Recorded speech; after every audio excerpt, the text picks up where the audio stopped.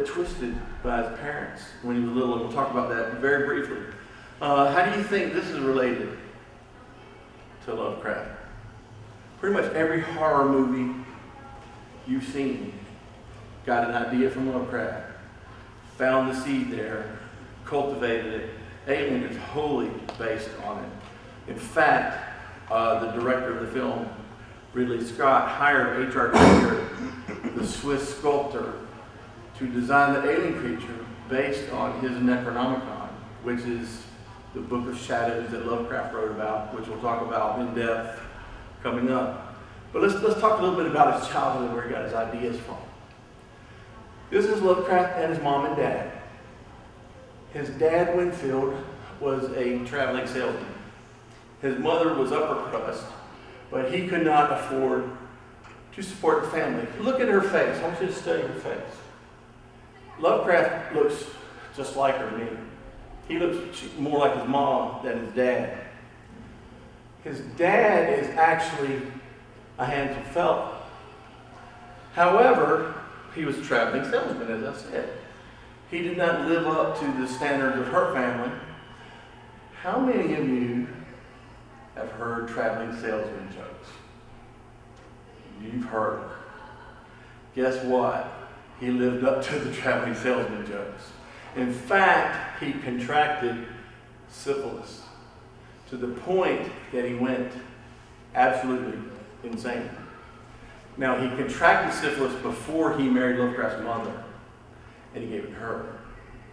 So her mind was a little bit bent. And what happened was Lovecraft's dad ended up in the sanatorium. So as a little tiny boy, Lovecraft lived at home with his mother. They couldn't afford to pay, rent and that sort of thing, so they moved in with his grandfather and grandmother and aunt. And they lived in a Victorian home, as you can see in the photograph right there. Now the top of the building right here is very significant because that's where his father kept his books. And his father, being a salesman, went to various places. He had an vested interest in stories of the occult, but also in religious stories. And one of his favorite things in the world, and one of my favorite things in the world, are the prints by Gustave Doré, who was an 18th century artist. And he did wood engravings of classic literature. But when Lovecraft was little and his dad was in the sanatorium, he saw these images of these horrific reptilian beasts, and they horrified him. In fact, there's images from the book of Revelation, angelic beings, things from another realm, tormented him. He would have nightmares, especially with the images of the demonic creatures. So he would read up in that attic. And his mother, being a religious type, she would send him to the Baptist Fellowship of Providence. And he had a great passion for Providence, Rhode Island. Well, when he was 5 years old, he already knew how to read and write. He taught himself how to read when he was 2. So by the time he's 3 or 4, he's writing rudimentary short stories. But they're all fixated on the Arabian Nights. He loved the Arabian Nights to the point that he decided that he was what he called a Mohammedan, which we would call a Muslim. And he named himself Abdul al-Hazred as a little tiny boy. And he took his mom to a thrift shop. He said, "Please dress up my room like the Arabian Nights." So they got Arabic items to put all in the room. He dressed himself up in a cloth, got a fake sword, and he would terrorize the neighborhood kids by saying, "I am the great Abdul al-Hazred," and chase them around with that little sword. Now, when he did this, he took it very seriously.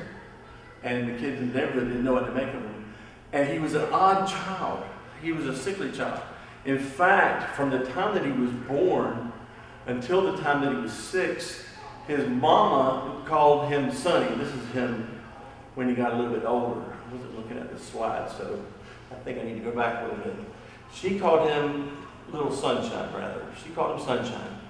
Here's the dad again. Notice the pictures. This is Lovecraft. Notice he's dressed like a little girl. Look at the curls. Look at the dresses. This is his Easter dress. By the time he was 6 years old, he wasn't sure what he was. He didn't know if he was a boy or if he was a girl. He was very confused. So remember, his mother's mental state was deteriorating. He demanded one day, I see all these other boys out there. I'm definitely a boy. I studied a book on anatomy. In fact, he took a book of anatomy out. He wanted to know where people came from, and it disgusted him. So he had a lifelong predilection against sex. He was horrified of it, hated the thought of it, thought it was disgusting. So she took him to the barber. She let him cut his hair. She left him there. She had somebody bring him home. When he came in the house, she looked at him with that short haircut, and she said, my God, you're the ugliest thing that I've ever laid eyes on. I'm never touching you again. And she didn't. She loved him. She coddled him. She treated him special, but she wouldn't touch him. She said it was ugly. So if you notice in his stories, he's fixated on things that are ugly and horrible. And he was brought up in the era of Charles Darwin in his heyday. So he wrote stories about hybrid people. He was in Providence, Rhode Island. Somebody took him down to the beach. He saw a jellyfish, and it disgusted him. Somebody fed him seafood, and he got the worst stomachache of his life.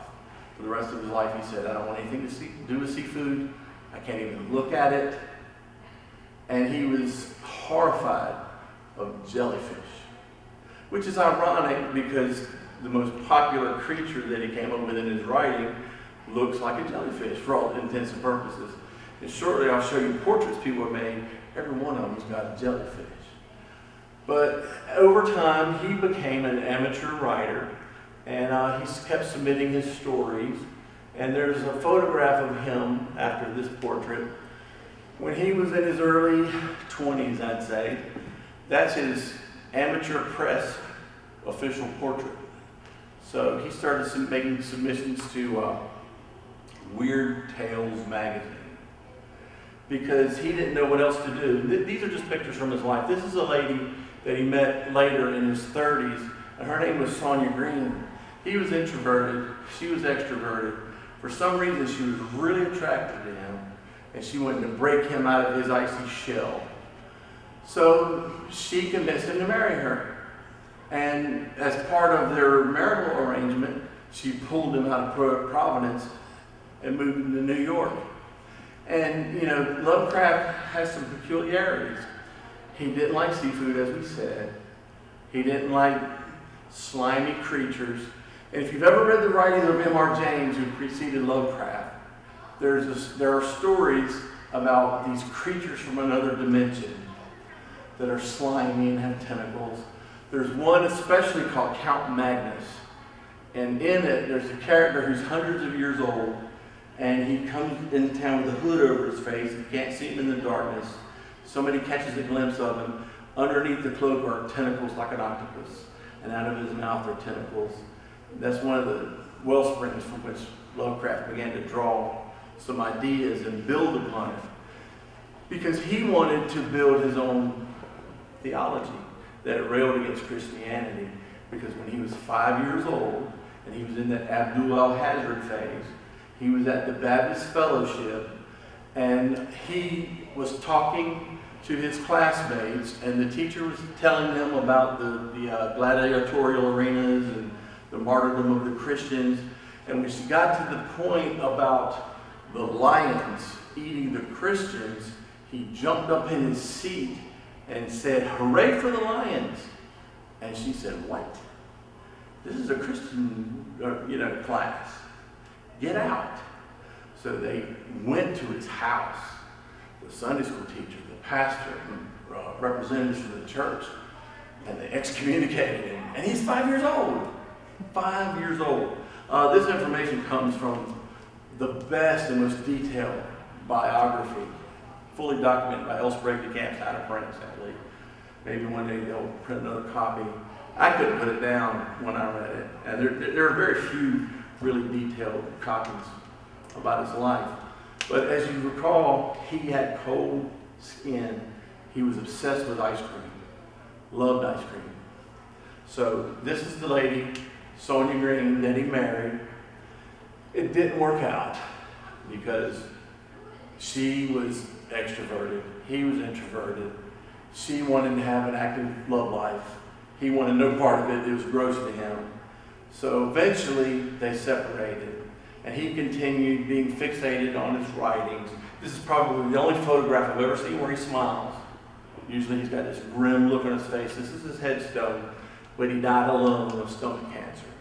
Now when he was a little boy, he would have nightmares after his father and grandfather died, in which these winged creatures would burst into his room and grab him by his stomach, which is ironic since he died of stomach cancer, and fly him over an unnamed city, and then drop him, and when he would wake up, he'd be in bed.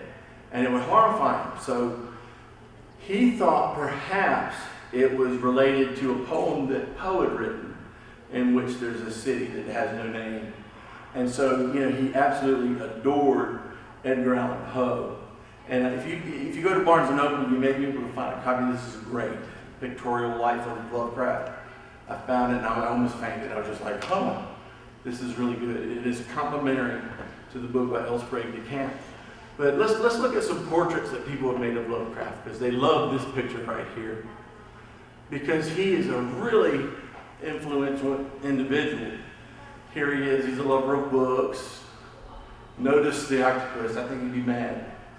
The octopus actually represents what we would probably call one of the great old ones. We would call it specifically Cthulhu. That's one of the creatures that would fly at night, grabbed by the stomach, night gaunt. He didn't pronounce it Cthulhu, he pronounced it Cthulhu. He said they were from another dimension and didn't speak with a human tongue, and their language was hard to interpret. So the Cthulhu were beings from another realm. If anybody saw the movie Indiana Jones and the Kingdom of the Crystal Skull, at the end of the movie, John Hurt's character, who's been insane the whole movie, then comes to his senses at the end. Indy's standing there and the spaceship vanishes. He says, "Where did they go?" Or one of them says, "Where did they go?" And John Hurt's character says, "They went into the space between spaces." I had a fellow film critic friend say, "That's the dumbest dialogue I've ever heard." I said, "Tell that to Lovecraft." Because he believed that there were spaces in between spaces. And basically his stories, as you see here, involve these creatures, similar to the things that M.R. James wrote about, that live in the spaces between spaces, but they're asleep.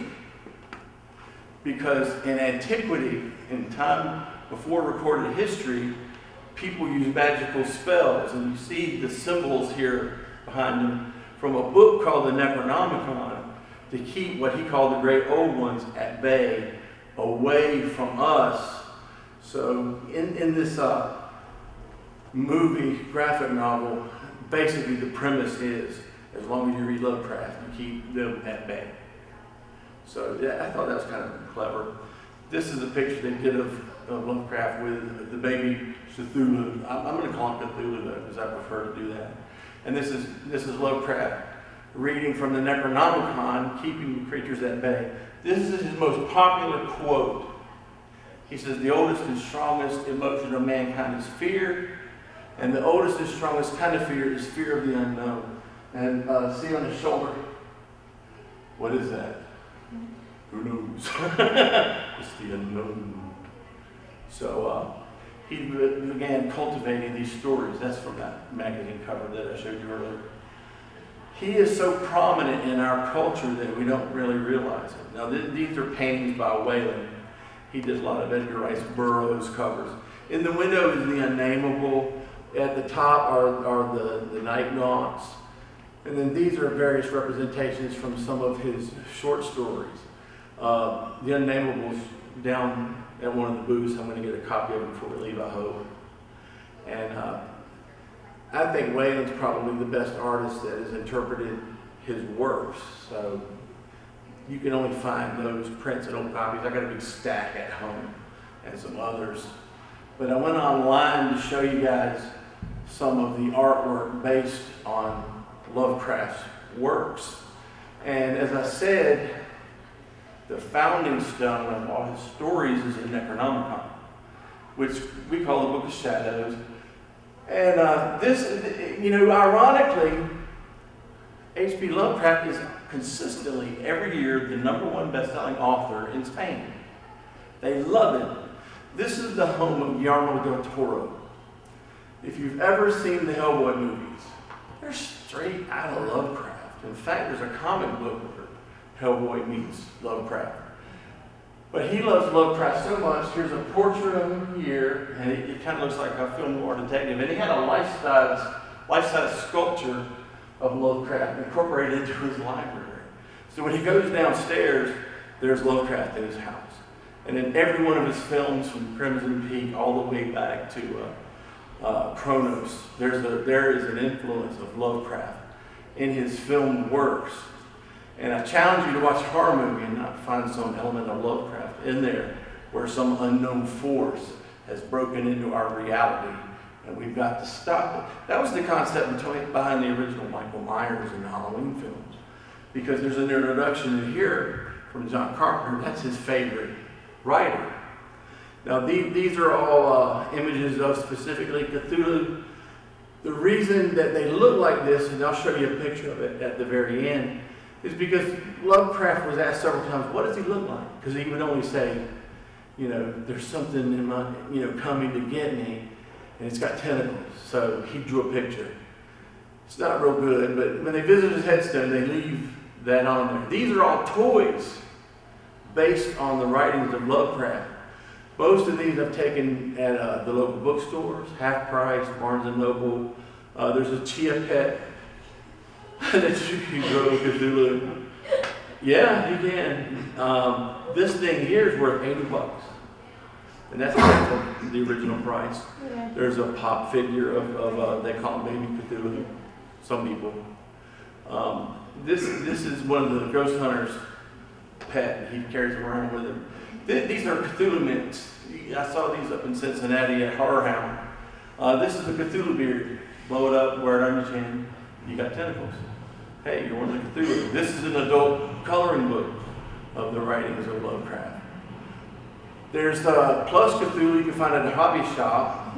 There's Lita Ford, who's one of our guests. And then almost every convention I go to, I see these knitted baby Cthulhus. Most of them are related to holidays. But trust me, Cthulhu is not tiny. He's not friendly. He's not happy. In the stories of Lovecraft, he's gigantic.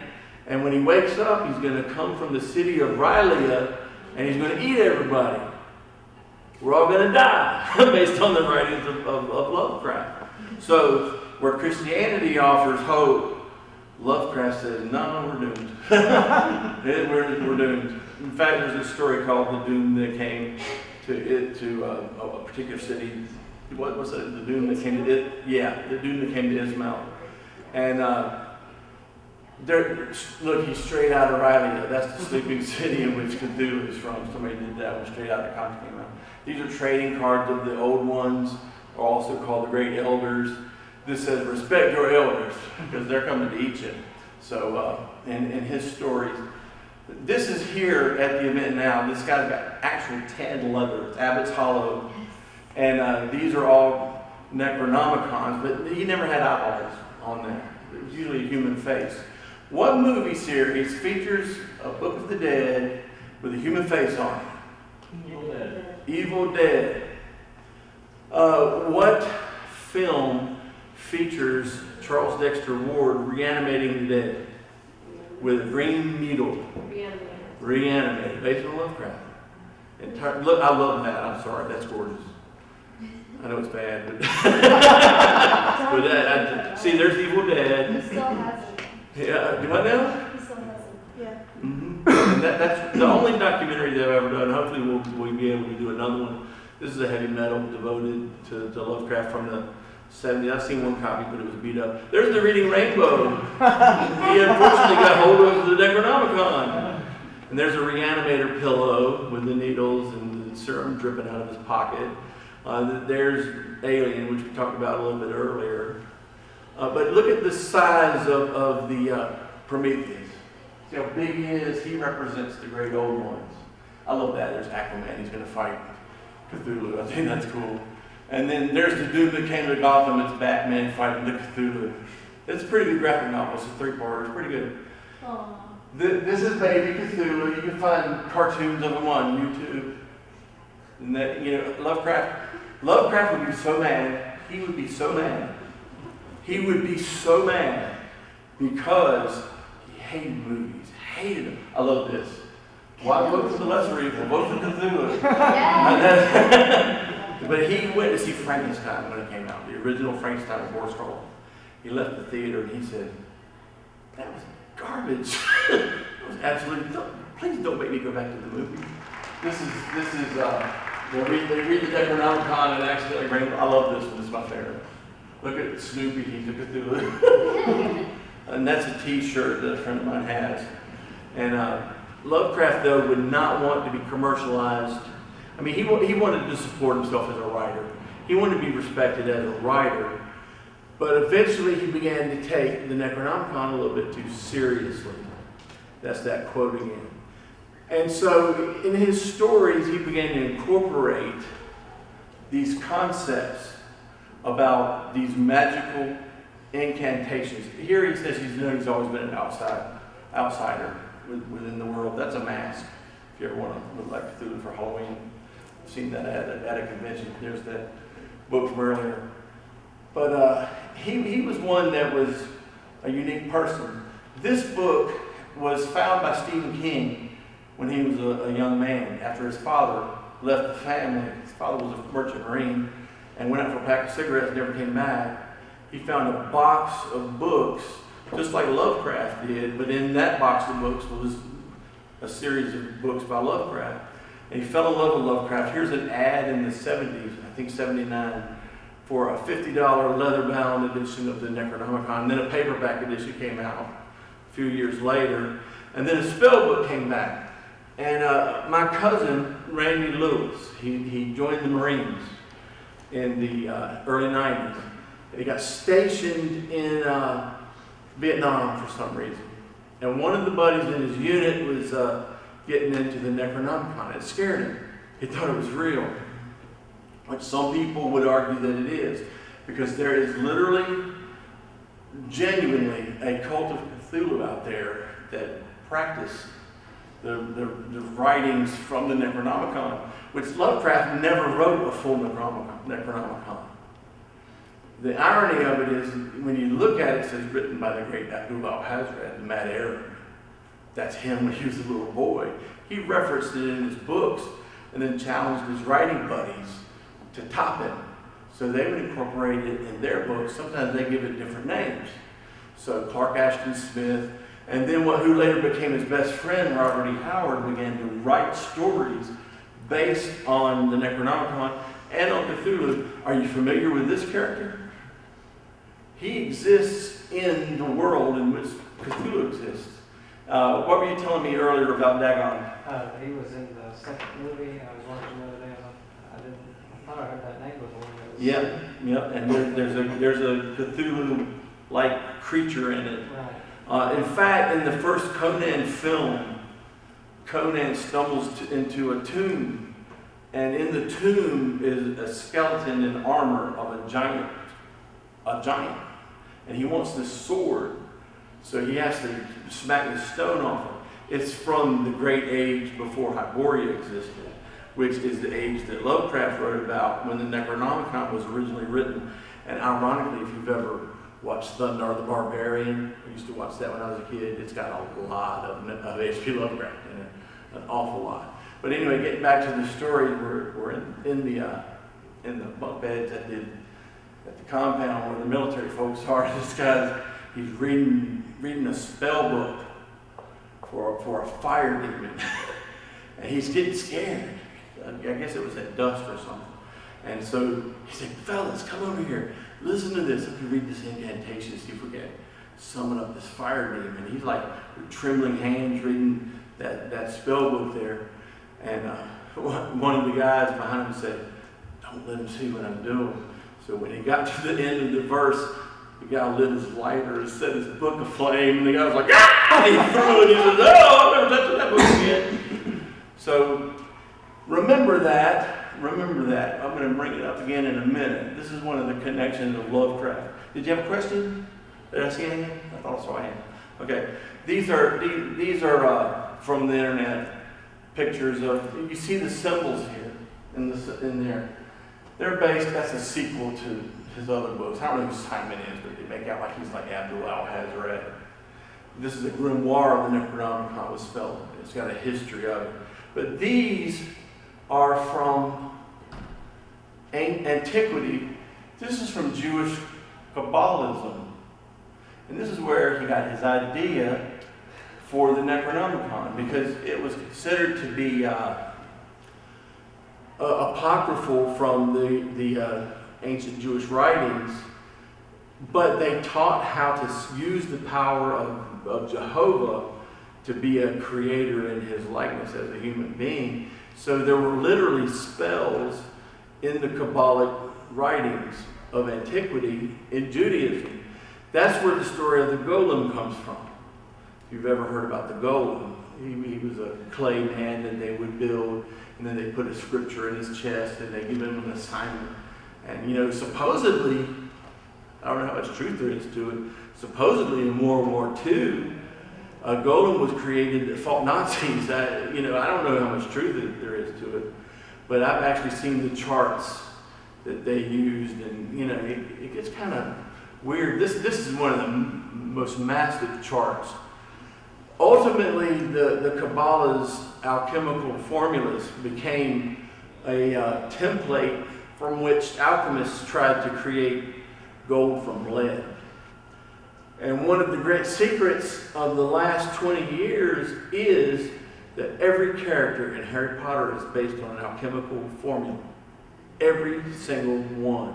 In fact, the characters are placed in their houses and in their residences based on the ancient Romantic books of alchemy from the Middle Ages. And the characters that are good live up, and the characters that are bad live under. Rubius Hagrid, it comes from Rubius, is a formula. Look it up sometime. It'll blow your mind. But it's something that people don't really talk about all that much. I'm not saying that's a bad thing. I'm just saying it's fascinating to me that she used these formulas, and most people never caught on to that. But I told my family, I said, when the last Harry Potter book comes out, I said, I guarantee you the cover's going to be golden, because they're trying to turn Harry Potter from lead to gold. Last book, golden. And I said, it's there. It's right there in front of our faces. And almost all the stories that Lovecraft wrote, when a person encountered the Necronomicon or one of the agencies of the old ones, they would go insane. Or their hair would turn white. Or they would be impacted in their lives to such a point that they would want to warn everybody that the doom is coming. We got to, do something, or all hope will be lost. And what they wanted to do was use the spells from the Necronomicon to keep the great old ones at bay. So Lovecraft wrote tons of stories about this, and then his buddies started writing stories about this same exact thing. This is if you notice over his head, there's a Cthulhu, and then there's symbols from alchemy, from the Necronomicon in the painting. But let's see what we got here. We've got some more imagery. These are pictures of what the Cthulhu is supposed to look like, instead of the little plush yarn cutie pies that we see, and the baby Cthulhu that's sleeping under the sea. Let's see how big they get. These are all different artists' interpretations, but they all have tentacles, and they're all from another realm. And the objective is to keep them away from us. So they're rising up from Riley to devour us. If you've ever seen The Mist, at the end of The Mist, the whole point of The Mist is they've crapped into that other realm, and those creatures are coming out. And at the end, you actually see a Cthulhu walking around. They look up and he's got tentacles hanging from underneath. It's a Cthulhu. But Stephen King based most of his writings on the writings of Lovecraft. We'll talk about him real briefly because we're winding down. But these are all Cthulhu because he's the most popular. Although there's others, there's Dagon, there's Nyarlathotep, there's tons of them. There's just lists and lists of deities that he created and then his buddies did. And this is a temple in which a giant statue, this is from gameplay, because Lovecraft has got the Call of Cthulhu game is one of the most popular games on the market. And tons of people play it. And then these are images from some of his short stories, because he was obsessed with genetic mutation and freaks. He wrote a story about a hybrid human gorilla. He wrote a story called Pickman's Model, in which a human had bred with a Cthulhu-type creature. And at the end, he saw a painting, and it almost drove him mad because it was so ugly. And the Night Gallery episode is pretty good. And I watched it as a kid when my dad was still alive. And at the end of the movie, its arm comes around the corner. It scratches the wall. And my dad did that to turn on the light and check on me, and I screamed. This is a comic book that I was exposed to as a kid. And there's a character in there with no fear, like Evel Knievel, when this girl comes out to interview him. She's got red, luscious hair. She wants to know why he has no fear. He's got snow white hair. That should give you a clue on what's going to happen. So this is an old, what we call Charlton comic. He was one of the third comic publishers back in my day. But see, the guy shoots at him and doesn't scare him. And she says, why aren't you afraid of anything? So he says, I'll take you to my grandfather's house and I'll show you why. So he goes to this house, and there underneath the house is a Cthulhu starting to wake up. She sees it and her hair turns white and they get married at the end. This is a religious tract based on Cthulhu, patterned after the JTC tracts. And it's sacrilegious, but I'm sorry, it's funny. It's funny. I don't care who you are. Now, one of his contemporaries wrote the following. I wanted to read this to you. This is from my old research from back in the day. He says, after Lovecraft admitted when he was a child that he literally went out in search of the Greek deities when he was small, built altars to Pan, and looked for the goddesses that he read about. Someone wrote him and said, there's a problem with your writing, Mr. Lovecraft. You were a religious writer. Your mythos were intended to repudiate biblical texts, and you substituted them with a new theology. You created your own gods. You had your own explanation of creation and man's insignificance in a universe devoid of moral law and values. You abandoned anthropocentrism. You dismissed concepts of good and evil, right and wrong, and that's what agitated most Christians who were exposed to your writings back in the day. You eliminated scientifically based explanations, causing equal indignation among Orthodox atheists. Now, Robert E. Howard ended up being his correspondent and best friend. They planned on meeting each other. And here's some images of Conan the Barbarian fighting the Cthulhu. And there's a Cthulhu in the background in one of the Conan stories. They planned on, that's an image drawn from the film. Now, I can't find an image, I have to do a screen capture, I guess. This is one of the, Lovecraft was a great idea man. But he wrote like Edgar Allan Poe. And if you're a modern reader, it's very difficult to slog through it because the concepts are more powerful than the writing. But Robert E. Howard wrote in a style that will appeal to everybody. I read that book over and over when I was in high school. It's out of print, but you can find the horror stories of Robert E. Howard. That is one of the best Cthulhu books you could ever get your hands on. I love that cover.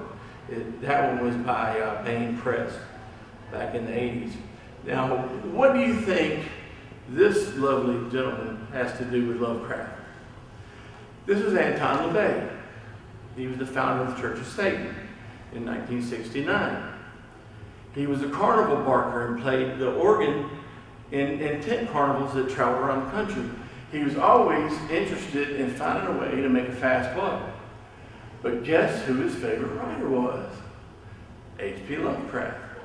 If you ever buy a copy of the Satanic Bible and read it, and this is a copy of it, when you get to the part that describes the deity, guess what the deity's names are? Cthulhu, Dagon, Nyarlathotep, everything from the Cthulhu books. So I'm going ahead of myself. So if you read the spell book that accompanies the companion piece to his Satanic Bible, it has spells devoted entirely to, and the book is devoted and dedicated to Lovecraft. The spells are based on Cthulhu and all the deities of the great old ones that Lovecraft wrote about. So there's a direct occultic tie, but it's based on the literature that he wrote. Some people believe that Lovecraft, cracked open a veil that nobody else knew about, and even he didn't do it.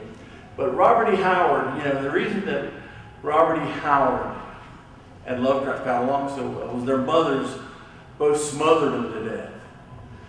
Robert E. Howard, was a great writer, and he was an eccentric personality. He carried a gun around in town with him. He had a really bad reputation. There's a really good movie with Vincent D'Onofrio and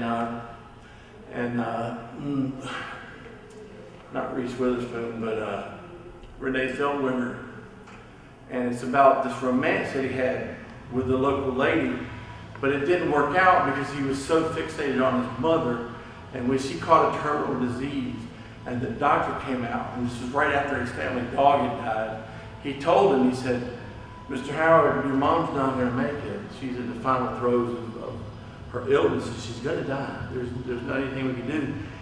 He went out to the car and blew his brains out. So Lovecraft and he never got to meet each other. But he wrote Lovecraft a very interesting letter. And he said, "I've become so fixated on Conan that I can't get him out of my mind. And when I write at the typewriter, there is a figure that comes into my room. And I don't look at him, because if I look at him, he's going to kill me. And he's holding an axe. And I can make out his shape and his outline, but he's holding an axe. And he's demanding that I write his stories to bring him to life." Later, Stephen King started having the same nightmare. And that's where the idea for his book, Misery, came from. Because, as I told you before, Stephen King was fixated, and still is, on the writings of Lovecraft. There's almost no Stephen King story without some connection to Lovecraft tales. There's almost none. And sometimes he goes as far as mentioning the names of Arkham. You ever heard of Arkham Asylum and Batman? Stolen straight out of Lovecraft. Stolen straight out. Arkham is an imaginary town in Rhode Island that Lovecraft invented. So it's all interconnected. You see the shadow figure. In the movie, it's a sledgehammer. On the cover of the book, it's an axe. I find that very intriguing. But there's the drawing of Cthulhu that Lovecraft did that Stephen King was fixated on. And here's the description. There's a sledgehammer. So we've come full circle now. There was something I wanted to show you before we let. Oh yeah, Doctor Strange. How's Doctor Strange connected with it? He's trying to keep the evil forces from the other plane at bay. And he does it by using a magic amulet and a book of spells that he memorizes that causes him to become the world's greatest sorcerers. These look psychedelic in the 60s when they came out, and people were really freaked out by it, but it's entirely based on Lovecraft. The whole thing. The Eye of Amagato and the Dread Dormammu, and we'll just have to see what the movie does in November. But I'm curious about it. I hope they're going to remain faithful. They've already hired a British actress to play an ancient Asian character, so our Asian friends are upset about that. But if you notice, remember the eye from the other story? It's all connected. It's all interconnected. There's no room for doubt. So that's really the gist of what I wanted to present. Any questions from the floor? Any questions at all? Feel free to ask me anything you want. If I can answer it, I'll do it. And if I can't, I'll send you elsewhere. Any questions? No? Okay, that's fine. That's really all that I've got for you. I hope you enjoyed it. So, there you go. Yeah.